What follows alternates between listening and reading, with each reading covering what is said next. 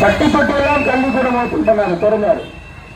திறந்து அந்த பள்ளிக்கூடத்துல எத்தனையோ பேர் சேர்ந்து படிச்சாங்க. அப்படி எல்லா பக்கமும் நாம கல்விக்கூடத்தை ஓப்பன் பண்ணிட்டோம், எல்லா பிள்ளைங்களும் படிச்சுட்டு இருக்கிறாங்க அப்படின்ற நேரத்துல கர்ம வீரர் காமராசர், எனக்கு சவுண்ட் மட்டும் நீங்க பார்க்கணும், காமராசர் அப்படியே போறாரு. வண்டியில போகும்போது ஒரு பையன் மாடு மேய்ச்சிட்டு இருக்கிறான். நாம தான் பள்ளிக்கூடம் திறந்துட்டோமே, இந்த பையன் ஏன் மாடு மேய்க்கிறான் அப்படின்னு போயிட்டாங்க. பாக்குறாரு, ஏப்பா பள்ளிக்கூடம் போறியா அப்படின்னு கேட்கிறாரு. அந்த பையனுக்கு வந்தது முதலமைச்சர்னு தெரியாது. நான் பள்ளிக்கூடம் போனா சாப்பாடுன்னா ஒப்பனா போடுவான். உடனே பக்கத்துல இருந்து அதிகாரி முதலமைச்சர் முதலமைச்சர் அப்படி சிக்னல் கொடுக்குறாரு. அது காமராஜ் சொல்ற, அது சும்மா என்ன, அவன் சரியா தான் சொல்றான். நாம பள்ளிக்கூடம் திறந்துட்டோம், மத்தியானம் சாப்பாடு யாரு போடுவா, வரப்புள்ள பட்னியாவா கிடக்கும். அதனால மதிய உணவு திட்டம்னு ஒரு திட்டத்தை கொண்டு வரணும்னு அந்த அதிகாரிகளுக்கு வந்து உத்தரவு போடுறாரு. அந்த அதிகாரியும் ஒரு வாரம் ஆலோசனை பண்ணிட்டு, ஐயா இந்த திட்டத்தை நிறைவேற்றவே முடியாது, நம்ம கிட்ட அந்த அளவுக்கு பொருளாதாரம் இல்லை அப்படின்னு சொல்றாங்க. இதை சொல்றதுக்காக ஒரு ஐஏஎஸ் அதிகாரி ஒன்று அப்பாயின்மெண்ட் பண்ண, படிக்காத எனக்கு தெரியுது சாப்பாடு போடணும்னு, ஆனால் நான் ஊர் ஊரா போய் பிச்சை எடுத்து என் பிள்ளைகளை படிக்க வைக்கிறேன் அப்படின்னு சொல்லி முதல் கொண்டு வந்ததான் மதிய உணவு திட்டம். அந்த திட்டத்தின் மூலமா இல்ல ஒருவேளை சாப்பாடு கிடைக்குமே அப்படின்னு போய் படிச்சவங்க எத்தனையோ பேர். நாடு மேய்க்கிறவன் பையன் படிச்சான், கலெக்டர் ஆனா. எருமை மேய்க்கிறவன் பிள்ளை படிச்சிச்சு, டாக்டர் ஆச்சு, கவர்மெண்ட் வேலைக்கு போச்சு, ஒரு ஆசிரியர் வேலைக்கு போனாங்க. இது எல்லாமே இந்த கல்வியால் நிகழ்ந்த மாற்றம். இந்த கல்வியால் நிகழ்ந்த மாற்றம் கண்ணு முன்னாடி பார்த்தாங்க. காலகாலமா தீராத கஷ்டம் கல்வியால தீர்ந்துச்சு. உடனே எல்லாரும் படிக்க வச்சோம், எல்லாரும் தனியார் பள்ளிகள் வரைக்கும் நோக்கி வச்சு இன்னைக்கு படிக்க வச்சோம். 40 வருடங்களுக்கு முன்னாடி படிச்சவங்களுக்கு எல்லாம் வேலை கிடைச்சிச்சு.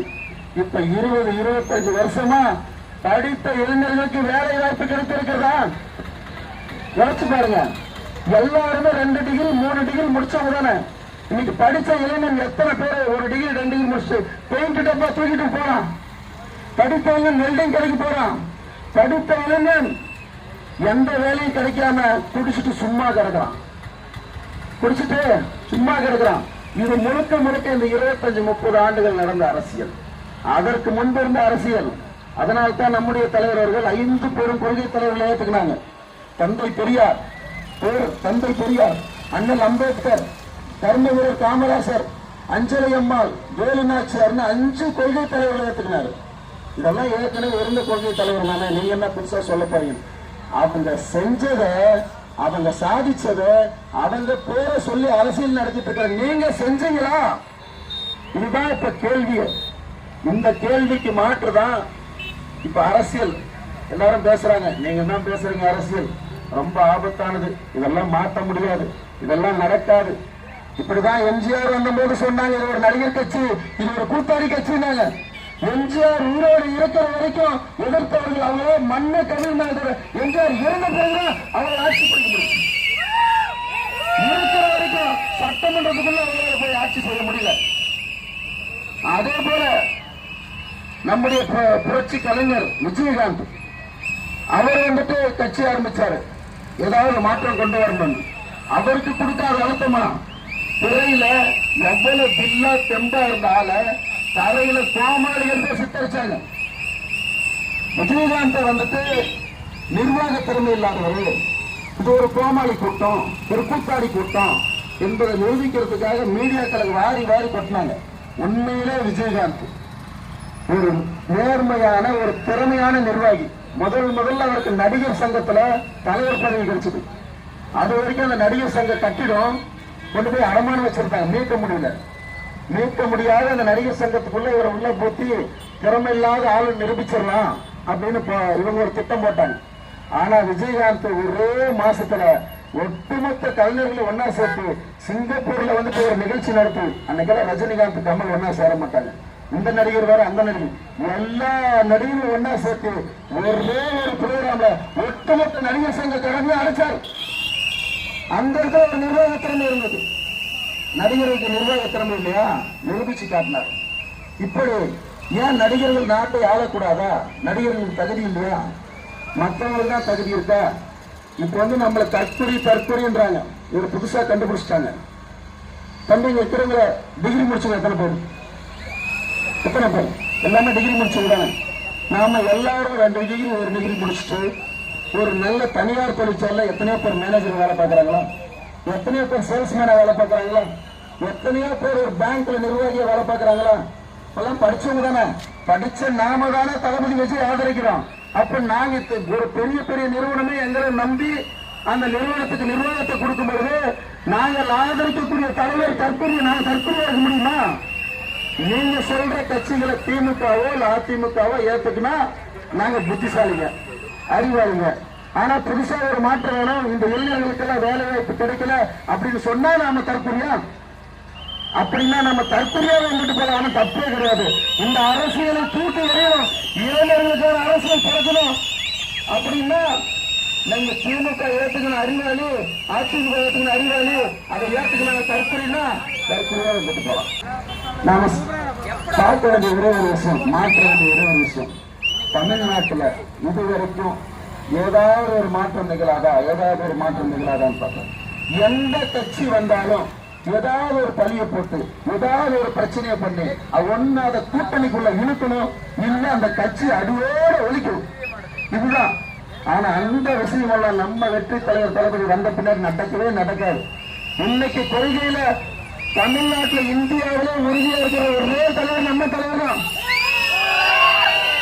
உறுதியான கொள்கைகள், மதசார்பற்ற சமூக நீதி கொள்கைகள், பிறப்புக்கும் எல்லா உயிர்க்கும், பிறப்பால் எல்லாரும் சமம், எல்லாரும் பிறப்பால் உயர்வு தாழ்வு இல்லை என்று சொல்ற கட்சி நம்ம கட்சி மட்டும்தான்.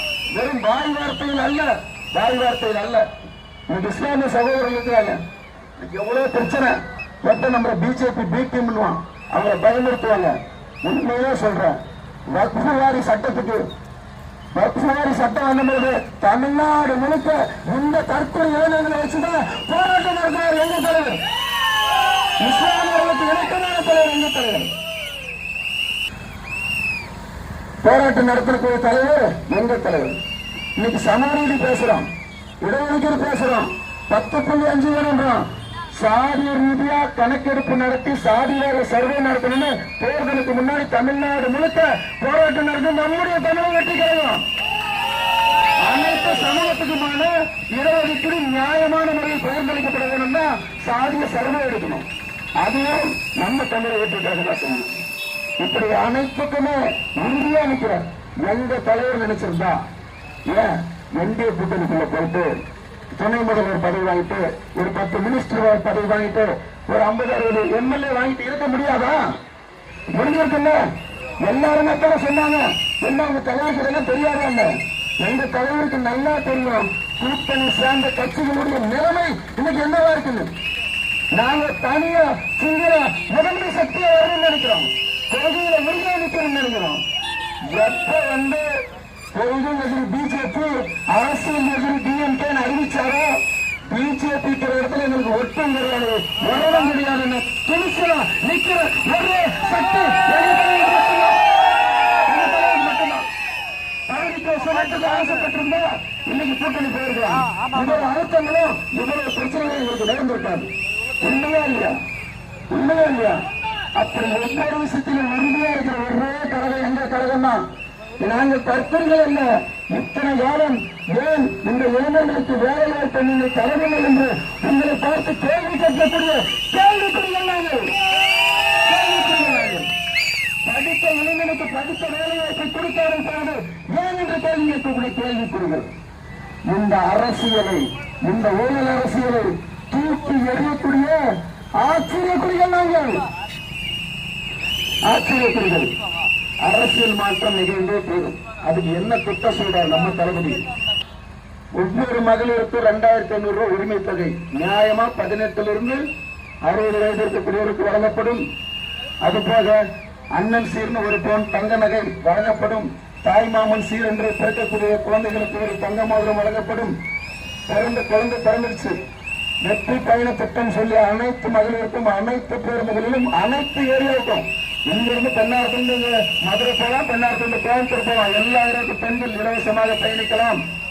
நம்முடைய தளபதி ஆட்சிக்கு வந்த பிறகு 1 முதல் 12ஆம் வகுப்பு வரை உள்ள குழந்தைகள் இருக்கக்கூடிய பெற்றோர்களுக்கு 15,000 அக்கௌண்ட்ல போடப்படும்.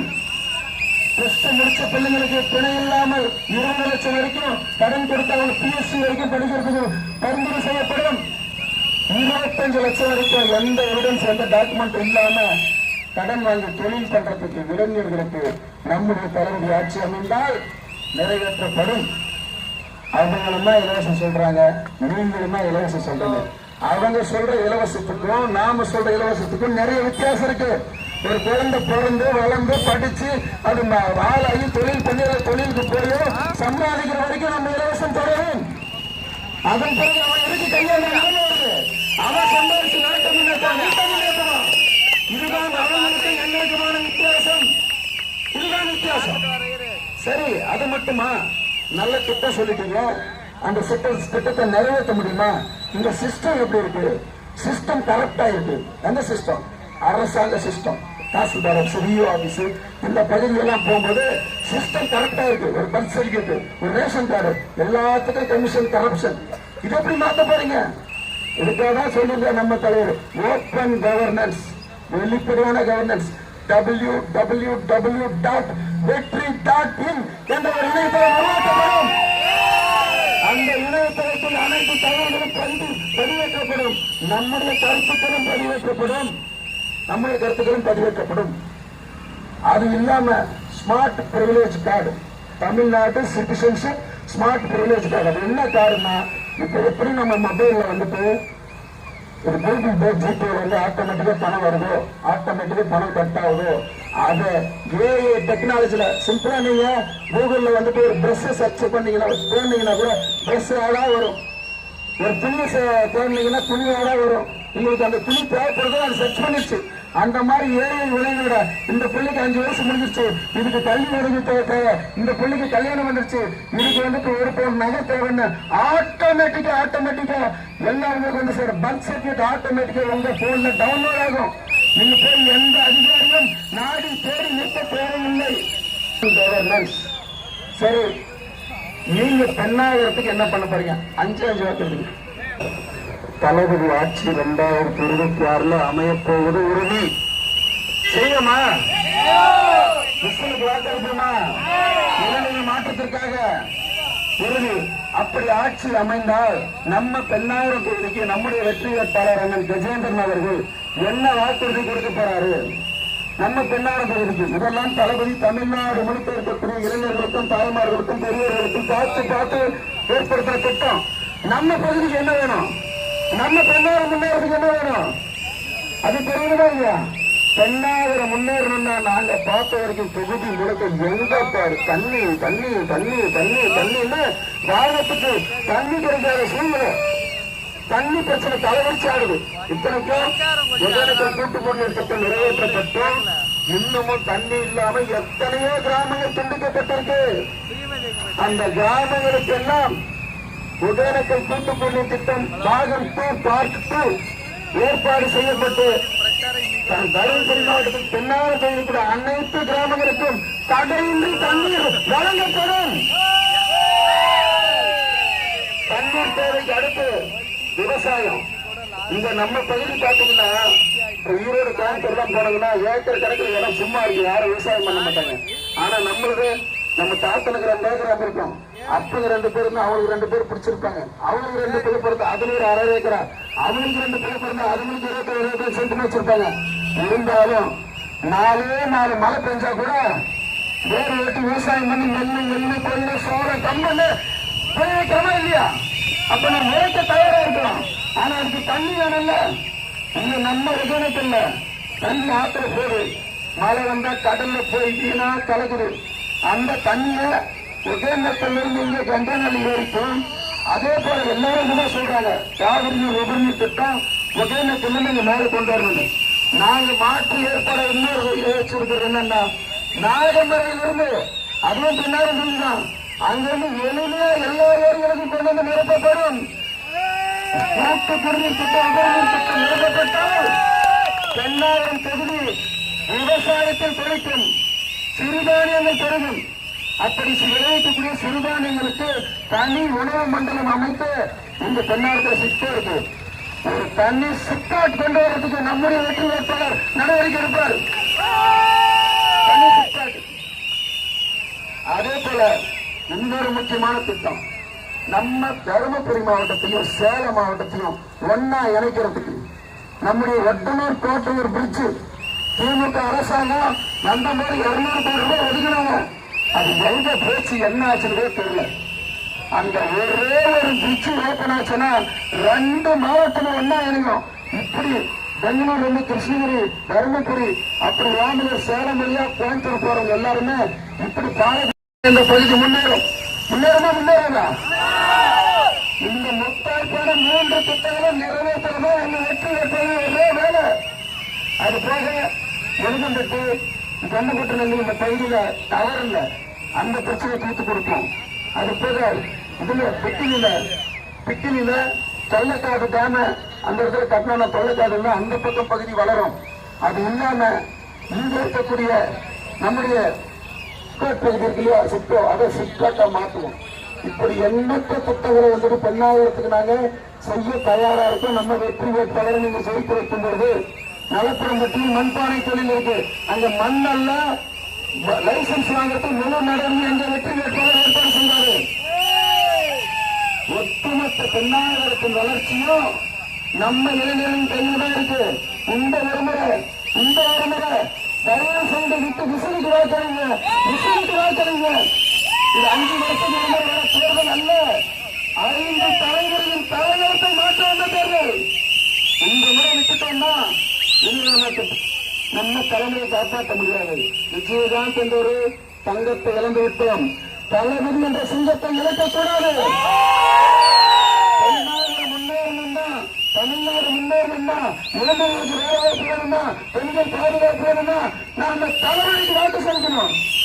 நமது சின்னம் தலைவரின் சின்னம், பெரியவர்களின் சின்னம், இளைஞர்களின் சின்னம், எல்லாருக்கும் வளர்ச்சியடையக்கூடிய சின்னம். ஆண்டவர்களே, தாண்டவர்களே, பெரியவர்களே, தயவு செஞ்சு தன்னை முடிவு. நீங்க செய்ய வேண்டிய வேலையெல்லாம் ஒன்னே ஒண்ணுதான். நீங்க பூத்துக்கு போங்க. 1, 2, 3, 4, 5ல ஒரு சின்னம் இருக்கு, நம்ம சின்னம். மறைக்காம ஒரே ஒரு அழுத்து விசிலடிக்க ரெடியாகுங்க. தமிழ்நாட்டின் தலைவரத்தை மாற்ற ரெடியாகுங்க. நம்முடைய வெற்றி வேட்பாளர் அண்ணன் கஜேந்திரன் அவர்களை வெற்றி பெற செய்யுங்க. ஏன்னா இந்த நம்ம மண்ணை சார்ந்தவர், நம்ம ஊரை சார்ந்தவர், எங்கேருந்து இறக்குமதி செய்தவர் அல்ல. இங்க நம்ம மண்ணுக்காக வந்தவர். நிச்சயமா நமக்காக உழைப்பாரு. 1 மணி நேரத்துல சீட்டு வாங்கி 1 மணி நேரத்தில் கட்சி சேர்ந்து இன்னொரு மணி நேரத்தில் சீட்டு வாங்கினவர் அல்ல. நமக்காக உழைக்கக்கூடியவர்.